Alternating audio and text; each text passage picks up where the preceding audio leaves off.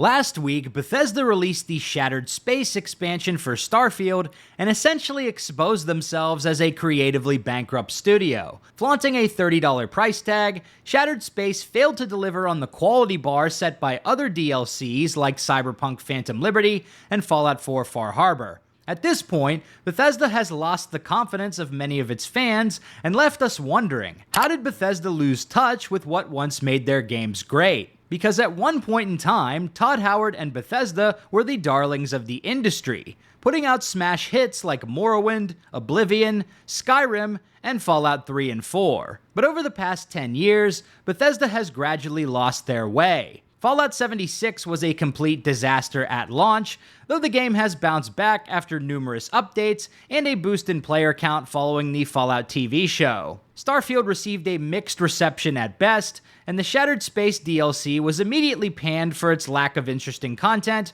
or innovative mechanics despite a $30 price tag. In this video, we're going to explore the rise and fall of Bethesda Game Studios, what made their games special in the past, and how they've lost touch with what made them a cutting-edge studio in the RPG space. We'll also talk about solutions to where we find ourselves today and how Bethesda could potentially win back fans in the future with The Elder Scrolls 6. So let's buckle up, grab some iced coffee, and dive into the world of Bethesda. To fully understand why Bethesda's recent titles like Fallout 76 and Starfield have been such a letdown, we gotta go back to the golden age of the studio and discuss what made their games stand out in the single-player RPG space. Bethesda broke into the mainstream in the early to mid-2000s, following the success of Morrowind and Oblivion, the latter of which won Game of the Year in 2006. Bethesda would go on to win more Game of the Year awards with Fallout 3 in 2008 and Skyrim in 2011. During this period, it seemed like Bethesda just couldn't lose, releasing banger after banger. But what was it about these games that garnered such praise from fans? The combat of the Elder Scrolls games is rough around the edges, the character models in Oblivion looked like Mr. Potato Head, and the writing was never amazing, aside from a few standout quests here and there, like the Oblivion Dark Brotherhood storyline. Especially jumping back into these games today, it's harder to see the appeal.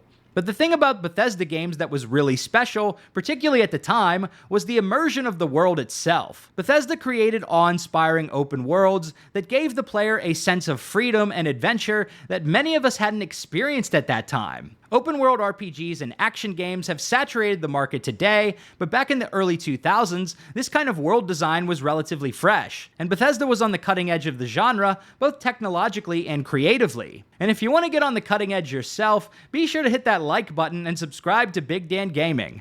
I make videos about RPGs and action games, so hit that subscribe button if you want to see more. Appreciate you, dude. I know Todd Howard's E3 presentations have become a bit of a meme at this point, especially the Fallout 76 announcement. But one quote from that speech that really captures the heart of what made Bethesda games appealing is the vibe that you can go anywhere and do anything. I'll never forget the feeling of stepping out into the open world of Oblivion for the first time, seeing the vast, colorful landscape that provided a seemingly endless amount of possibilities for adventure. At the time, I had only played more linear experiences like the Final Fantasy games, so the idea that I could just pick a direction, wander off, and see what I could find was exhilarating. I was in high school at the time, and I used to go over to my friend's house after school on Fridays to play Oblivion on his Xbox 360, since I didn't have one of the current gen consoles at home at the time. I would start playing at around 3:30 p.m. and continue exploring the far reaches of Tamriel until the sun came up the following morning. Today, over 15 years later, while I still enjoy open-world games, they certainly don't hold the same magic because the genre has become so saturated. Hogwarts Legacy, Dragon's Dogma 2, the Far Cry games, Ghost of Tsushima, the Horizon games, The Witcher 3, Cyberpunk 2077,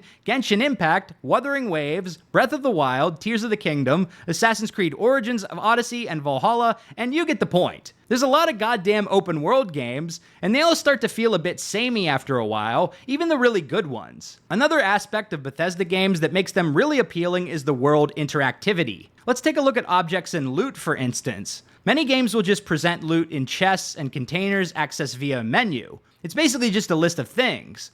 And while Bethesda games still have this, they also put these objects into the world in a way that the player can interact with. This can lead to interesting and funny gameplay moments, such as picking up a bucket, putting it on an NPC's head, and then stealing all their shit. Does this break the game economy a little bit? Sure. But is it fun? Absolutely. Bethesda NPC interactions also have a similar goofy kind of charm to them. Oblivion came out almost 20 years ago, and the game's NPC interactions are still legendary.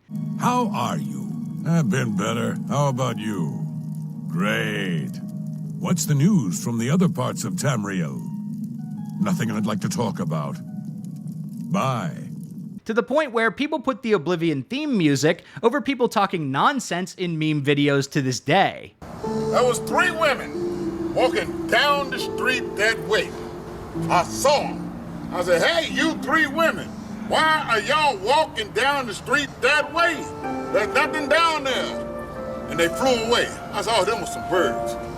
Oblivion NPC conversations were pretty bad, but Bethesda was ambitious for what they tried to do with the characters. By crafting independent daily routines and emergent conversations, Bethesda created a world that felt alive beyond the player, even if their execution left a lot to be desired. But the ridiculous conversations you could overhear actually made the game more appealing and funny. There's also a sense of unpredictability with world interactions and NPCs in Bethesda games. You just never know what kind of goofy, random shit is going to happen while you're exploring in a Bethesda game. The YouTube channel Bacon has extensively documented the charm of this unpredictable emergent gameplay in numerous clips over the years. Now that the Mages Guild has banned it. Farewell.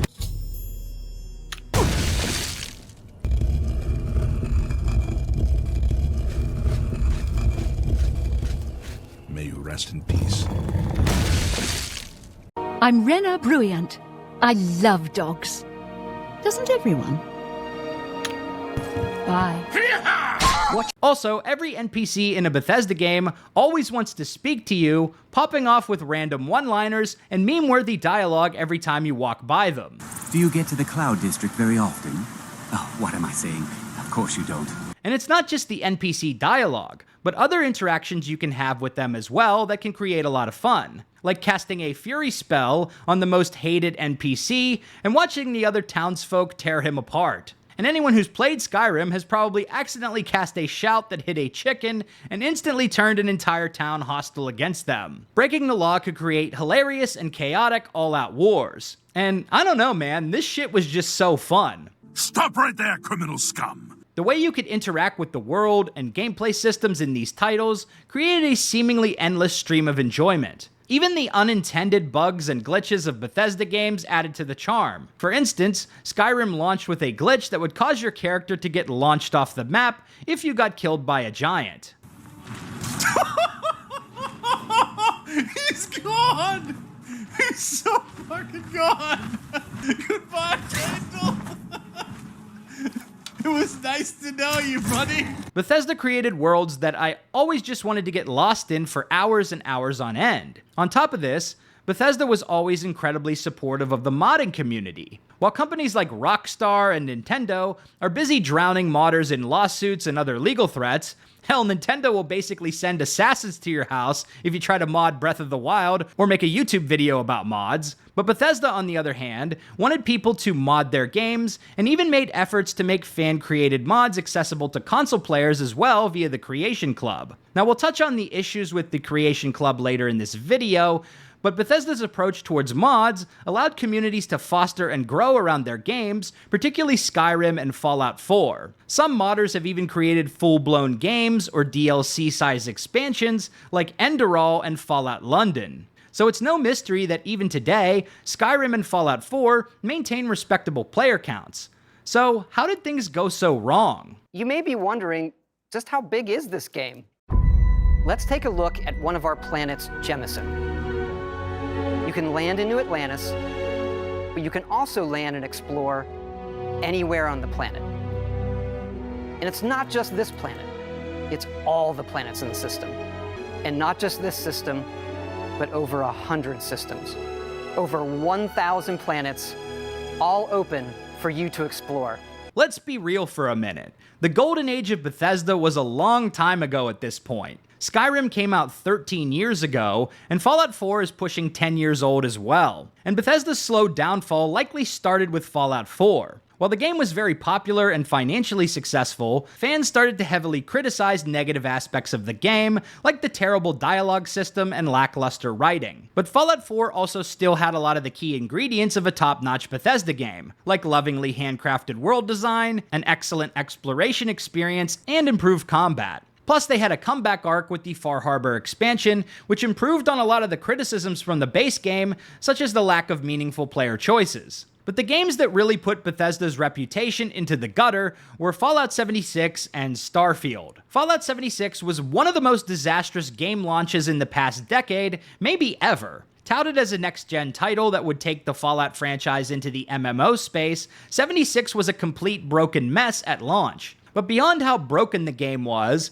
it also missed a lot of the key features and aspects that made past Bethesda games so alluring. There were no NPCs to interact with, all quests were given through notes and audio logs, and the world didn't have much to do other than loot and shoot stuff. And overall, it just wasn't the game that people wanted from Bethesda. In recent years, Bethesda has improved Fallout 76 quite a lot. But meanwhile, they left the Elder Scrolls franchise to languish. Sure, we have Elder Scrolls Online, but it's been well over a decade since Bethesda delivered a fresh single-player experience in the Elder Scrolls universe. While Todd Howard has pontificated in interviews on how absence makes the heart grow fonder, if you have to wait over 10 years for a new game, you eventually just move on and stop caring entirely. And that's basically how I feel about the Elder Scrolls today. It used to be my favorite franchise, but now I'm more excited about the next Cyberpunk game, and I don't really care about the Elder Scrolls 6 anymore. Part of the reason that the Elder Scrolls 6 has taken so long is because Bethesda was focused on creating Starfield, their new single-player space RPG. But rather than pushing the RPG genre forward like their past titles did, Starfield exposed just how out of touch and far behind Bethesda has fallen. Compared to earlier titles, the exploration in Starfield felt completely hollow and worthless. Rather than creating handcrafted worlds and experiences for us to discover, Bethesda opted for hundreds of procedurally generated planets with nothing very interesting to find. In Fallout 4, whenever I saw a new map marker on my compass, my curiosity drove me to see what I would discover. Sometimes it would be nothing, just a few enemies and some random loot. But sometimes I would stumble upon a new quest, like a shady food vendor who was mixing human meat into his products, or a town where everyone is super friendly, but they're actually responsible for a recent kidnapping. Are you certain about that? Or even little events like seeing a super mutant surprise me at the Boston Public Garden, or a Mirelurk queen who made her home in the Massachusetts State House. The difference between this and Starfield is that all of the content I just mentioned was handcrafted by the developers. They designed these moments as a reward to players who ventured off the beaten path. When I see a map marker in the distance in Starfield, I'm not compelled to follow it at all, because I already know what I'll find. Procedurally generated, formulaic, boring content. What's the point of going through the same abandoned research station you've already seen dozens of times elsewhere in the game? If the developers didn't take the time filling out these areas with content, then why should I bother exploring it? Even the Shattered Space expansion, which did provide a new handcrafted planet to explore, still kind of felt procedurally generated. As if the devs just copy-pasted some buildings and plane wrecks in evenly spaced segments across the planet's map. While the Varun homeworld is colorful and easy on the eyes, the locations you actually find out there are a pale imitation of the sprawling dungeons of Skyrim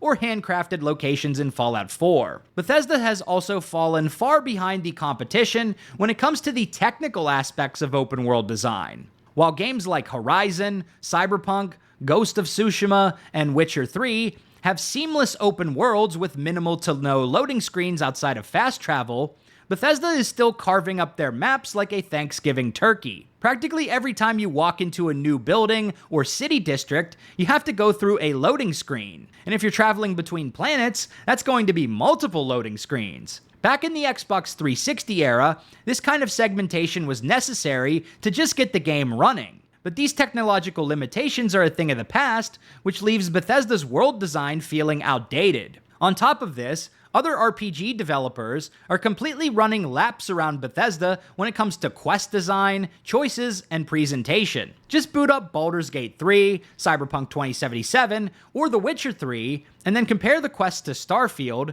and there's just no comparison. Starfield also has less interactivity than past Bethesda titles. For instance, if you looted armor or clothing off of a dead enemy in Fallout 4 or Skyrim, it would actually remove these items from the NPC character model. This no longer happens in Starfield, because God forbid a player actually strips the clothes off an NPC. Won't somebody please think of the children? For a futuristic spacefaring sci-fi RPG, Starfield just has no edge to it, especially when compared to something like Cyberpunk 2077. And now Bethesda is even falling behind the 8-ball when it comes to support for modding. With the Creation Club, Bethesda has tried to over-monetize stuff they didn't even create, setting a bad precedent for price points as well. And there is seemingly no quality control or oversight for what modders can sell in their store. And this is not in the Starfield Creation Club, but in Skyrim, there is a literal asset flip weapon pack that was taken from a medieval weapons pack on CG Trader. I mean, this is just absolutely crazy. It's a complete joke. Compare this with what Larian is doing with Baldur's Gate 3. They provided a modding toolkit to the community so people can easily create mods for the game. And they created an interface that allows players to browse and install mods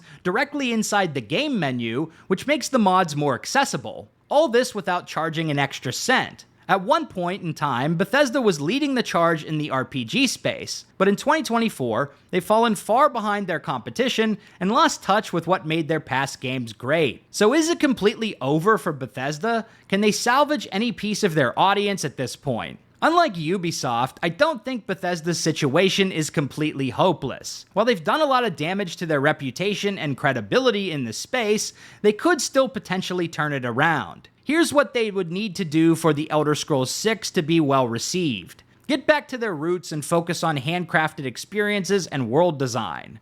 Find a way to innovate and bring fresh ideas into the next game. And finally, make better and more meaningful quests with more player choice and consequence.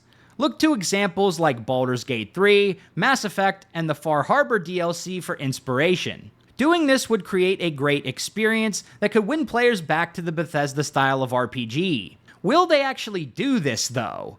Could they even do this if they wanted to? After the failure of Starfield's Shattered Space DLC, my confidence in Bethesda is at an all-time low. I want to believe they can pull off a redemption arc, but they honestly might just not have the talent or organizational skills to create next-level RPGs at this point. Only time will tell whether The Elder Scrolls 6 is a flop or Bethesda's saving grace. But given their cadence of game releases, we probably won't see the game for another 4 to 5 years. In the meantime, I hope the team at Bethesda will reflect on the feedback and criticism for Starfield, and do their best to avoid making the same mistakes in their next game. So do you think Bethesda can be saved at this point? Let me know in the comments below. If you liked this video, be sure to subscribe to Big Dan Gaming for more RPG videos.